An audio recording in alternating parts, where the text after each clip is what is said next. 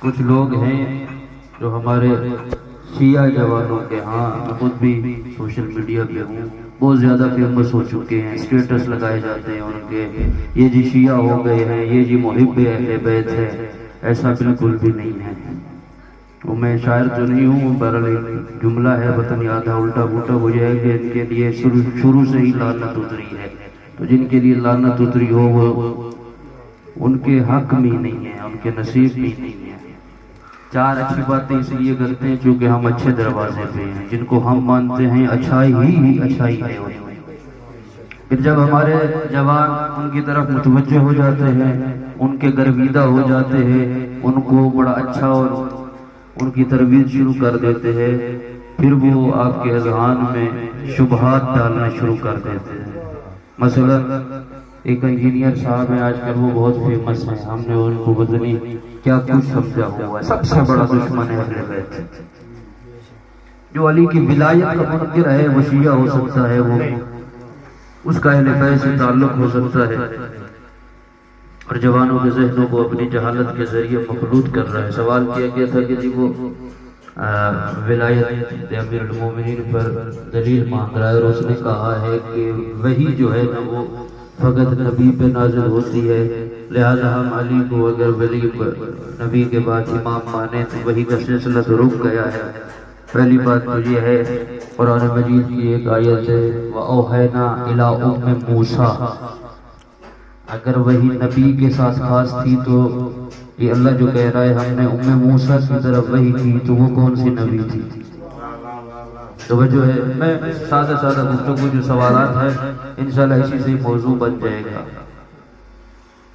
مادر موسیٰ تو نبی نہیں تھی نا، ایسی کئی اور بہت سی مثالیں ہیں۔ اس کے علاوہ میں ایک اشارہ کر کے تاکہ وقت کا امام بھی یقیناً ہماری محفل میں نظر کرم کیے ہوئے ہے، آپ ماہ سیاب میں قرآن مجید کی ایک سورہ ہے جس کا سب سے زیادہ تذکرہ، جس کی سب سے زیادہ تلاوت کرتے ہیں، اِنَّا عَنزَلْنَاهُ فِي لَيْلَةِ الْقَدْرِ، یہ پڑھیں پوری آیت، پوری سورہ۔ تنزل الملائکۃ، علماء تشریف فرما ہے یہ جو تنزل ہے، یہ جو نزول ملائکہ ہے، عربی میں یہ استمرار کے معنی میں آتا ہے، بار بار، ایک دفعہ نہیں ہے۔ یہ جو ملائکہ الہی نازل ہوتے ہیں یہ ایک دفعہ نہیں ہے کہ صرف جب یہ سورہ نازل ہوئی تھی تو اس وقت قلب پیغمبر پہ جب یہ قرآن نازل ہوا تو ملائکہ آئے۔ ذمہ داری سے کہہ رہا ہوں، شیعہ سنی تمام مفسرین کے نزدیک ہے شروع سے لے کر قیامت تک یہ سلسلہ بھی جاری رہے گا اور نزول ملائکہ بھی جاری رہے گا۔ اب میرے پاس تو مہدی جیسی ہستی ہے جو میرا دعویٰ ہے کہ اس کے اوپر نزول ملائکہ جاری ہے، تیرے پاس کوئی ہے تو بتا۔ اور آخری بات کر کے میں موضوع کی طرف آؤں، ختم نبوت کی سب سے پہلی محفل نبی نے اپنی زندگی میں غدیر میں رکھی ہے۔ ہم جو غدیر مناتے ہیں نا، انہیں نہ بتاؤ ختم نبوت کیا ہوتی ہے۔ اعلان غدیر ہی سب سے پہلا ختم نبوت کا اعلان ہے۔ لوگوں کے ذہنوں کو تقسیم کر رہے ہو، سادہ جوانوں کے ذہنوں کو پہلے اپنی طرف مائل کرتے ہو، پھر محبت کے نام پر۔ دوسرا سوال یہ تھا کہ جی وہ آپ لوگ انبیاء کی توہین کرتے ہو، نعوذ باللہ من ذالک، آئمہ کی فضیلت بیان کرتے ہوئے۔ پیغمبر کی ایک حدیث ہے جسے مولوی حضرات اپنی فضیلت بیان کرنے کی نہیں نا، اور ادھر یہ زیادہ بہت زیادہ ذکر کرتے ہیں۔ میرے رسول نے کہا تھا افضل العلماء امتی، میری امت کے علماء افضل ہے کس سے؟ من انبیاء بنی اسرائیل۔ اپنی فضیلت بیان کرنی ہو تو بنی اسرائیل کے نبیوں سے تو افضل بن جاتا ہے، اور اگر ہم کہیں علی انبیاء سے افضل ہے تو ہم نبی کے منکر ہیں۔ جنہوں نے سوال کیا تھا میرے خیال میں ان کو سمجھ آ گئی ہوگی، کو عقل سے کام لو، لوگوں کے اذہان کو تقسیم نہیں کرو۔ علی کو اللہ نے عظمت دی ہے، علی کو اللہ نے فضیلت دی ہے، جتنے بھی نبی ہے، جتنے بھی اللہ کے بھیجے ہوئے نمائندے ہیں، باعظمت ہے، بافضیلت ہے، لیکن روئے زمین کے اوپر محمد کے بعد اگر سب سے بڑی کوئی ہستی ہے تو اس ہستی کا نام علی ہے۔ نوکر ہے علی کی، نام ہے حور سعدیہ۔ حجاج ابن یوسف کا زمانہ ہے، مولانا تشریف فرما ہے، اس کا کام ہے علی علی کرنا، علی کی ولایت کی ترویج، علی کی ولایت کی تشہیر، جہاں جانا، لوگوں کو تبلیغ کرنا اور علی کی محبت ان کے دلوں میں اجاگر کرنا۔ حاکم کو پتہ چلا کہ یہ محب اہل بیت لوگوں کے اذہان میں علی کی محبت کو اجاگر کر رہی ہے۔ سپاہیوں کو کہا جاؤ، جا کر کے حور سعدیہ کو گرفتار کر کے لے آؤ، کیونکہ میری مجلس بھی ہوتی ہے، میسج بھی ہوتا ہے، اگر کوئی سمجھ جائے۔ سپاہی آئے حور سعدیہ کے گھر میں، علی کی محبہ، علی کی نوکر، علی کے ماننے والی، ذمہ داری سے کہہ رہا ہوں، تاریخ کے جملے بیان کر رہا ہوں، اپنے گھر میں کھڑی ہوئی تھی۔ سپاہی آئے اس کے پاس آ کے کہتے ہیں حور سعدیہ حاکم نے ہمیں بھیجا ہے، ہم تمہیں گرفتار کرنے آئے ہیں۔ حور سعدیہ نے کہا آپ چلے، میں آ رہی ہوں۔ یہ مولانا نے 23 سال یہاں لگائے ہوئے ہیں، انہوں نے لوگوں کے درمیان اپنی عزت وقار مقام بنایا ہے۔ خدا نہ خواستہ ان کو آ جائے پولیس لینے اور یہ فرمائے آپ چلے، میں آ رہا۔ پولیس والے کہیں گے مولانا، کیونکہ میرے بھائی ہیں، میں اس لیے ان کا کہہ رہا ہوں، کسی اور کا نام لیتا تو وہ ناراض ہو جاتا اور مثال میں مناقشہ نہیں ہوتا۔ پولیس کہے گی مولانا آپ محترم ہیں، لیکن آپ اگلی سیٹ پہ بیٹھ جائیں، لیکن ساتھ چلے، ہم آپ کو عزت کے ساتھ لے جائیں گے۔ مسئلے ہو جاتے ہیں نا جلوس کے، عزاداری کے، خدا نہ خاصا مولانا نے کوئی غلطی نہیں کر لی، پریشان نہیں ہونا، آپ محترم ہیں، آگے بیٹھ جائیں لیکن ہمارے ساتھ چلے۔ پہلا فضیلت کا جملہ اور معرفت کا جملہ آپ کے حوالے کر رہا ہوں۔ جیسے ہی حور سعدیہ نے کہا نا کہ تم چلو، جرم کیا ہے؟ محب اہل بیت ہے، بلایا کس نے ہے؟ دشمن اہل بیت نے۔ حور سعدیہ نے کہا تم جاؤ، میں آ رہی ہوں، تاریخ میں مجھے کوئی نہیں دکھا سکتا۔ حور سعدیہ کے گھر کے اندر یا باہر ایک شرطہ بھی رکا ہو، سب کے سب چلے گئے۔ کیوں؟ جانتے تھے علی کی محبہ ہے، جھوٹ نہیں بولتی۔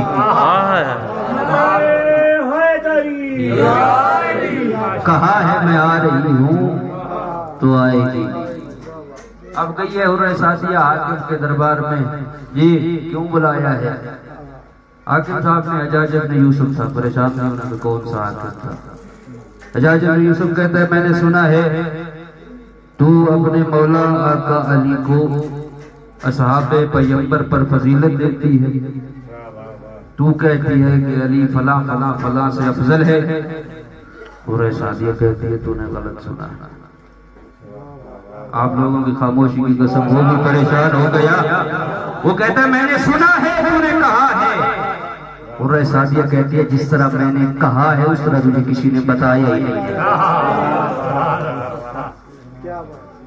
کہا کہنا کیا چاہتی ہے؟ حور سعدیہ کہتی ہے جنس کا جنس کے ساتھ مقابلہ ہوتا ہے، کہا جاتا ہے انسان انسان سے افضل، حیوان حیوان سے افضل۔ میں اپنے مولا علی کا مقابلہ ان سے کروں جو علی کی توہین ہے؟ میں تو علی کا مقابلہ کرتی ہوں 1,34,000 انبیاء سے۔ علی دلوں میں بسایا نہ جائے گا، خلد بری کی راہ کو پایا نہ جائے گا، مذہب ذات وقت نہ موسم کی بندشیں درے علی پہ جو آیا خالی نہ جائے گا۔ اور نیزے پہ چڑھ کے کہنے لگا مرتضیٰ کا لال یہ سر علی کا ہے، یہ جھکایا نہ جائے گا۔ نعرہ حیدری۔ کہتا ہے ایک نہ شد دو شد۔ جو اس نے عزیز نے ربائی پڑھی ہے، اگلا جملہ اسی سے ملتا جلتا ہے، اس کی تائید بھی ہوگی۔ حجاج ابن یوسف کہتا ہے یہ تو نے کیا کیا؟ تجھے پتہ نہیں میرے دربار میں گردنیں اڑا دی جاتی ہے، سر کاٹ دیے جاتے ہیں۔ علی کے نوکرانی اس کی آنکھ میں آنکھ ڈال کے کہتی ہے علی والا ہوتا بھی وہی ہے جسے موت سے عشق ہو، تو ہمیں موت سے ڈراتا ہے۔ تو اگر موت کے ڈر سے ہمیں کہے گا نا کہ ہم علی چھوڑ دیں، یہ تیری بھول ہے۔ اب میں نے خود یہاں پہ دلائل جمع کیے، مرہ سعدیہ نے جو دلیل دی، کہا کیسے علی افضل ہے؟ فرمایا میں نہیں کہہ رہی، خود جب علی کو ضرورت لگی ہوئی تھی نا، نوکر علی کا نام ہے ساسا بن سوحان، آیا ہے میرے مولا کے پاس، کیونکہ یہ جو دعویٰ تھا نا سلونی کا، یہ علی نے ضربت کے بعد بھی کیا ہے۔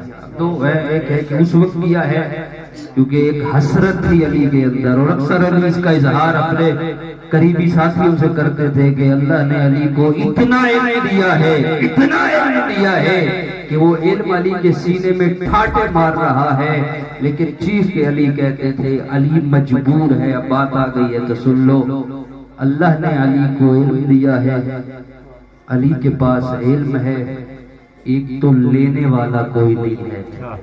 اگلا جملہ کہا ہے دوستو علی نے جوانو، علی فرماتے ہیں دو طرح کے لوگ آتے ہیں علی کے پاس، علی ان کو علم دے تو کیسے دے؟ ذہین ہوتے ہیں تو امین نہیں ہوتے، امین ہوتے ہیں تو ذہین نہیں ہوتے۔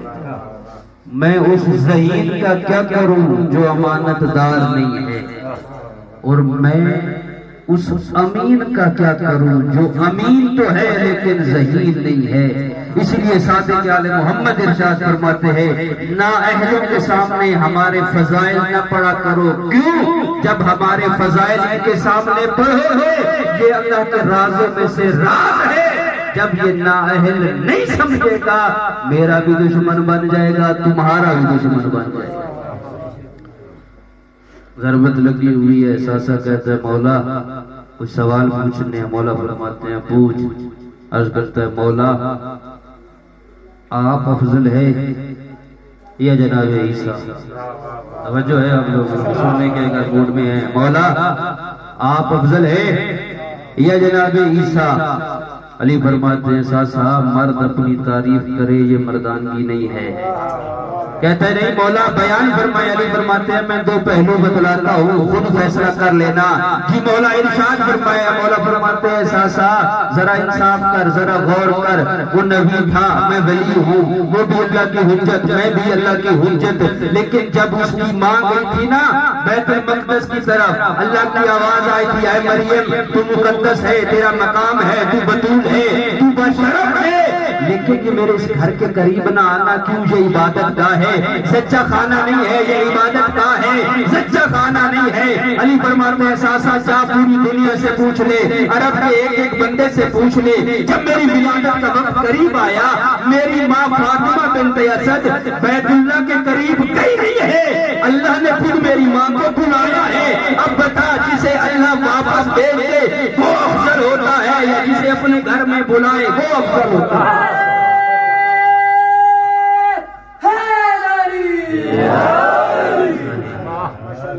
قرآن کی فضیلت بیان کر رہے تھے، ایک فضیلت بیان کرنے سے پہلے ایک فکر، امام موسی کاظم کی زندگی۔ اللہم صلی علی محمد وآل محمد۔ فضیلت سے پہلے جملہ سنا، ایک قید خانے کی ڈیفینیشن آپ سنتے رہتے، اس طرح کے مشکل ترین اذیت دینے والے ایسے کالی کوٹریاں امام کے لیے ہوتی تھی۔ کسی نے دروغے نے کوشش کر کے امام کا قید خانہ بدلا، جس قید خانے میں امام تھے، مصائب نہیں پڑھ رہے، فضیلت کا جملہ عرض کر کے آگے چلنا چاہتا ہوں، جس قید خانے میں امام تھے اس کے دل میں محبت جاگی، حجت خدا تھے نا، قید خانہ بدلا، کچھ دن گزرے امام نے اسے بلایا، مولا فرماتے ہیں مجھے اسی پرانے قید خانے میں لے جا۔ مولا وہاں آپ اذیت میں تھے، وہاں بہت زیادہ مشکل میں تھے، رکوع کی حالت میں تھے۔ مولا فرماتے ہیں میں یہاں اس سے زیادہ اذیت میں ہوں۔ مولا کیوں؟ مولا فرماتے ہیں یہاں گانوں کی آواز آتی ہے، جہاں مجھے رکھا ہوا ہے نا تم نے، یہاں گانوں کی آواز آتی ہے۔ مجھے وہی قید خانہ پسند ہے، حجت خدا ہر حال میں حجت خدا ہے، امام ہر حال حجت خدا ہے۔ افضل کیسے ہوتا ہے امام، اللہ نے افضلیت کیسے دی ہے امام کو۔ نبیوں کے واقعے آپ کے سامنے ہیں، حضرت یوسف کا قصہ آپ کے سامنے ہے۔ اس کا قطعاً یہ مقصد نہیں ہوتا کہ اگر ہم انبیاء کی باتیں کر کے اس بات امامت کرتے ہیں تو نعوذ باللہ نبیوں نے اپنے وظیفے انجام نہ دیے ہوں یا نبی اپنے ہدف سے پیچھے ہٹا ہو۔ نبی کوشش کرتا ہے، لیکن یہ اب اللہ کی دین ہے، نبی ترک اولا کر بیٹھتا ہے۔ 14 تو 14 عباس کی بھی ذات میں ترک اولا نہیں ہے،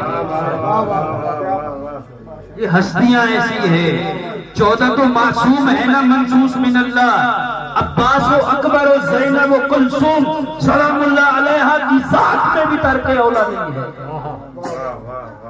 نبیوں کی زندگی میں مل جائے گا۔ تو بہرحال بعض دفعہ جوش خطابت میں آ کر کے ایسے جملے بیان کر دیے جاتے ہیں۔ ہم انبیاء کا احترام کرتے ہیں، انبیاء کی فضیلت کے قائل ہیں، اور ہمارا عقیدہ ہے جس نبی کو اللہ نے جو ہدف جو مقصد دے کر بھیجا ہے اس نے وہ پورا کرنے کی ہر کوشش کی ہے۔ اب یہ نبی کی اپنی خود حضرت نوح کی زندگی دیکھ لیں، 250 سال زندگی، 900 سال تبلیغ، 900 سال تبلیغ کا نتیجہ 80 لوگوں نے ان کی نبوت کا کلمہ پڑھا۔ اب بات آ گئی ہے تو میں کہہ دیتا ہوں نا، اب ہم آل محمد کی عظمت بیان کرتے ہیں، ادھر سے 900 سال تبلیغ ہے، نتیجہ کیا ہے؟ 80 لوگوں نے کلمہ پڑھا ہے۔ علی کے گھر میں ایک مہمان آتا ہے، دستک دیتا ہے، کہتا ہے مولا کھانے کو کچھ ہے؟ علی آتے ہیں، سیدہ سے پوچھتے ہیں بطول کھانے کو کچھ ہے؟ بی بی عرض کرتی ہے مولا کھانے کو کچھ نہیں ہے، یہ میری چادر تطہیر لے جائیں فلاں یہودی کے گھر، وہاں سے گندم لے آئے، میں اس کے لیے کھانا بناتی ہوں۔ علی لے جاتے ہیں چادر بطول، یہودی سے کہتے ہیں یہ چادر گروی رکھ لو، ہمیں گندم دے دو، ہم مہمان کی مہمان نوازی کرنا چاہتے ہیں۔ علی گندم لے کر کے آتے ہیں۔ میں نے کہا نبی نے 900 سال تبلیغ کی، 80 لوگوں کو اپنی نبوت کا کلمہ پڑھا سکے، یہ نبی کی محنت تھی، اس کا نتیجہ تھا۔ اب آل محمد کو عظمت اللہ نے دی ہے، جلتا تو ہے، قصور ہمارا ہے نہیں۔ اللہ کے رسول نے بھی اتنی فضیلتیں بیان کی ہیں، حکم الہی سے ہم وہی بیان کرتے ہیں، جلتا تو ہے، ہمارا قصور نہیں ہے۔ بطول کی چادر گئی ہے یہودی کے گھر میں، یہودی چادر ایک کمرے میں رکھ کے دروازہ بند کر دیتا ہے، اس کی بیوی رات کو اٹھتی ہے، کیا دیکھتی ہے؟ نور ہی نور ہے، ذمہ داری سے کہہ رہا ہوں، نور ہی نور ہے۔ یہ اس کی بیوی کا ذوق پڑا، اس کمرے اس حجرے کے قریب ہی کیا دیکھتی ہے؟ نور ہے۔ آسمان سے مخلوق آتی ہے، ایک چادر پڑی ہوئی ہے، اس کا طواف کرتی ہے، واپس چلی جاتی ہے، اور مخلوق آتی ہے، اس چادر کا طواف کرتی ہے، واپس چلی جاتی ہے۔ ان کا ایک ایک عمل حکمت سے خالی نہیں ہوتا۔ تاریخ کے جملے ہیں، رات کے 3 گھنٹوں میں یہودی کی بیوی نے اپنے شوہر کو اٹھایا، اس نے اپنے بھائی کو اٹھایا، اس نے اپنے کزن کو اٹھایا، پورے یہودیوں کا 500 گھروں کا محلہ اس چادر کی عظمت کو دیکھتا گیا، نبی کی نبوت کا کلمہ پڑھتا گیا، چادر کی عظمت کو دیکھتا گیا، نبی کی نبوت کا کلمہ پڑھتا گیا۔ اب یہ اللہ کی دین ہے نا، شیعہ بیچارے کیا کریں جو 900 سال تبلیغ کرے، 80 لوگوں کو اپنی نبوت کا کلمہ پڑھا ہے، اسے نور کہتے ہیں، جس کی چادر کی عظمت کو دیکھ کر 3 گھنٹوں میں 500 یہودی گھر کلمہ پڑھے، اسے بطول کہتے ہیں۔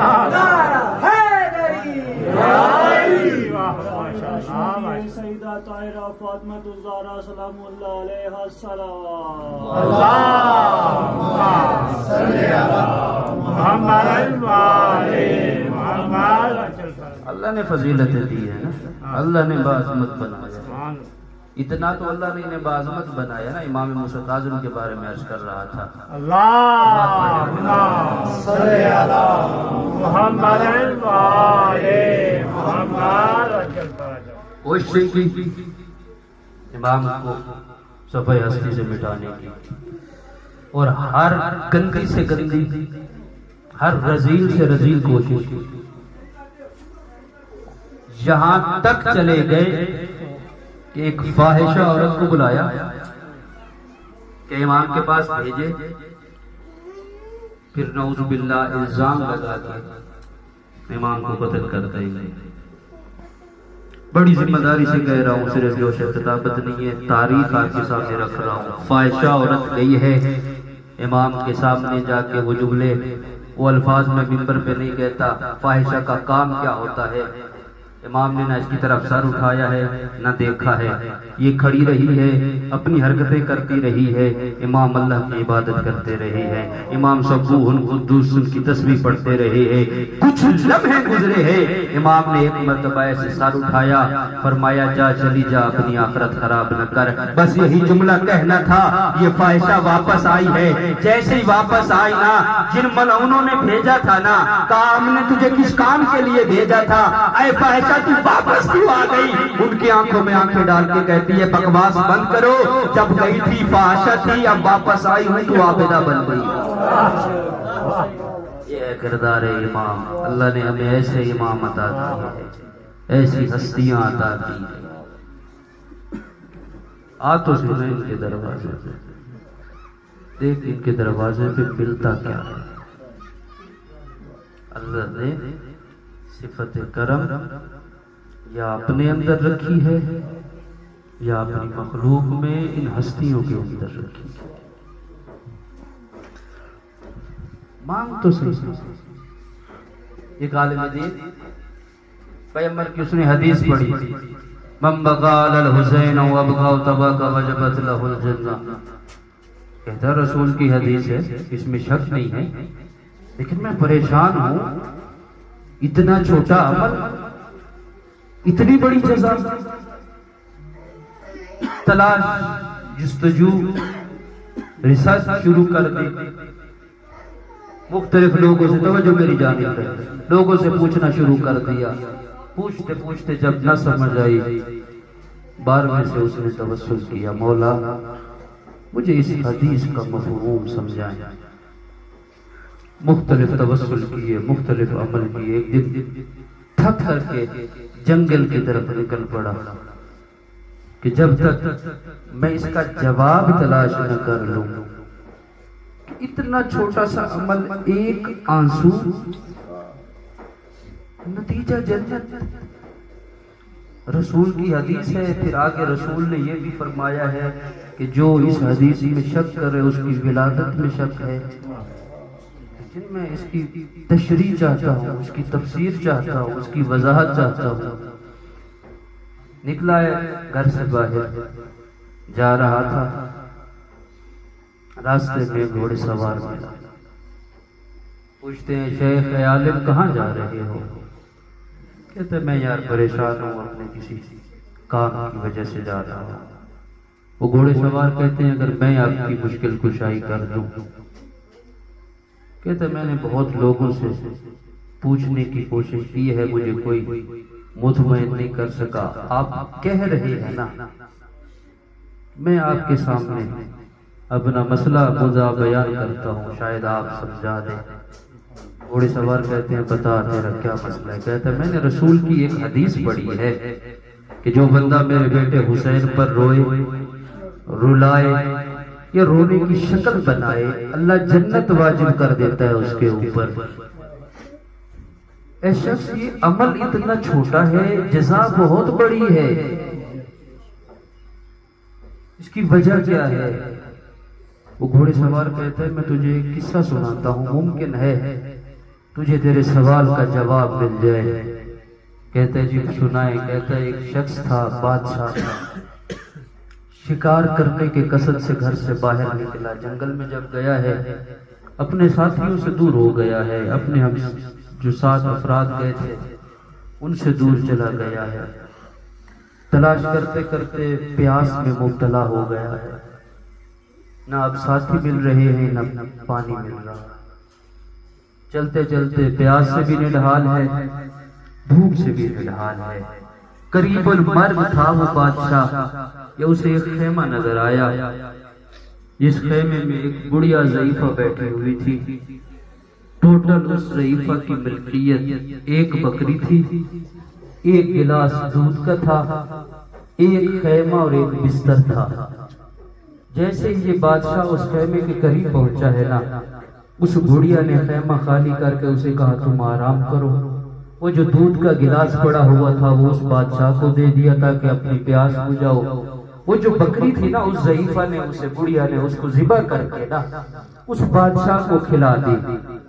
وہ گھوڑے سوار کہتے ہیں اب اگر یہ بادشاہ واپس اپنی حکومت میں چلا جائے اور وہ بڑھیا اس کے پاس آئے تو کم از کم بادشاہ کو کیا واپس دینا چاہیے؟ یہ عالم کہتا ہے پوری حکومت بھی دے دے، اس کے احسان کا بدلہ نہیں چکا سکتا۔ اس وقت میرے امام زمانہ رو کے کہتے ہیں شیخ انصاف تو کرنا، میرے جد حسین نے اللہ کے دین پر کیا قربان نہیں کیا؟ دو چیزیں بہت ضروری ہوتی ہے، مرد کا سر، مستور کی چادر۔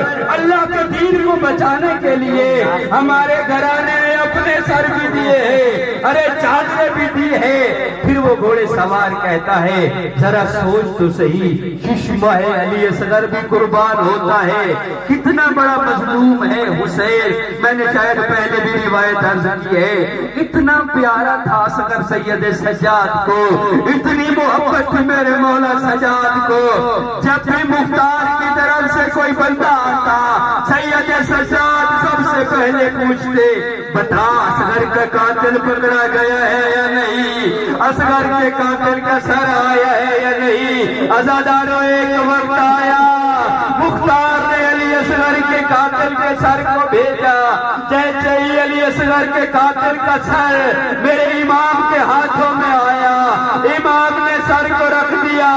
عزاداروں بازار میں گئے ہیں امام، مٹھائی خریدی ہے میرے مولا نے، چھوٹے چھوٹے بچوں کو جمع کیا ہے، جمع کر کے کہتے ہیں بچوں مٹھائی کھاؤ، علی اصغر کا قاتل پکڑا گیا، ارے اصغر کو مارنے والا پکڑا گیا۔ کیوں اتنا مولا بے چین تھے؟ خود بیان فرماتے ہیں کربلا سے لے کر شام تک، شام سے لے کر واپس مدینے تک میری ماں رباب ارے جب بھی سوتی تھی عزاداروں نیند میں، بی بی کبھی دائیں ہاتھ مارتی کبھی بائیں ہاتھ مارتی، مولا فرماتے ہیں میری پھپھی پوچھتی رباب کیا کر رہی ہو؟ تو جناب رباب کہتی زینب اصغر کے دودھ کا وقت آ گیا ہے، میرا اصغر نظر نہیں آ رہا، ماتم حسین یا حسین۔